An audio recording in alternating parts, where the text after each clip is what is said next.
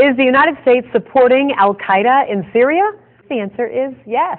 Fact number one, there is no question that Al-Qaeda fighters are part of the opposition forces attempting to overthrow Syria's government. Fact number two, the creation of Al-Qaeda wasn't Islamic fundamentalism. It was the CIA. The Mujahideen was created by the CIA to cause problems for the Soviets. And you might say that's crazy talk, right? Here's Secretary of State Hillary Clinton. To be fair, we had helped to create the problem we're now fighting. How? Because when the Soviet Union invaded Afghanistan, we had this brilliant idea that we were going to come to Pakistan and create a force of Mujahideen, equip them with Stinger missiles and everything else to go after the Soviets inside Afghanistan.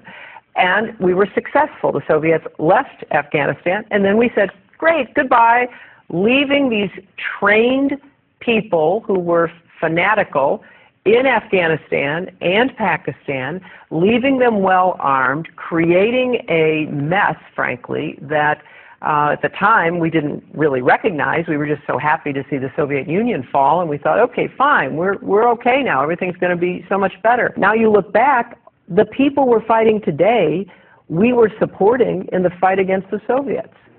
So it's not a conspiracy theory, it's history. And it's history that's being repeated in Libya and now in Syria.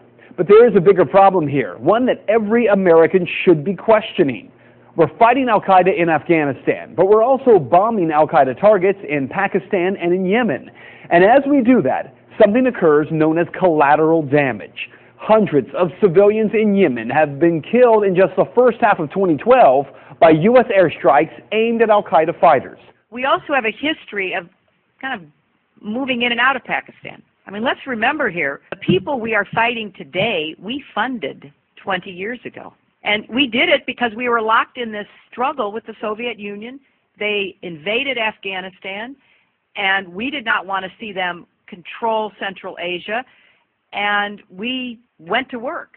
And it was President Reagan in partnership with the Congress, led by Democrats, who said, you know what, sounds like a pretty good idea.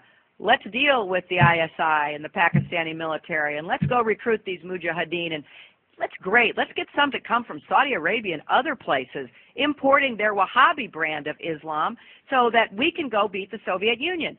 And guess what? They retreated, they lost billions of dollars, and it led to the collapse of the Soviet Union. So there's a very strong argument, which is, it wasn't a bad investment to end the Soviet Union, but let's be careful what we sow because we will harvest. And we now are making up for a lot of lost time. So what you need to know tonight is heavy. Our government is bombing sites around the world in an ongoing war with Al-Qaeda. In Iraq, where Al-Qaeda had no presence before the U.S. war, Al-Qaeda is now thriving.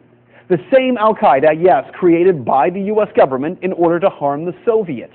And today, at least 13,000 civilians in Afghanistan are dead as a result of that war with Al-Qaeda.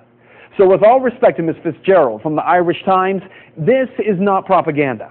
Rather, it is the question that every American should be demanding answers on from Congress and from this president. Why are we giving Al-Qaeda fighters money and weapons to overthrow yet another government in the Middle East? Today, our government claims they're freeing the people of Syria.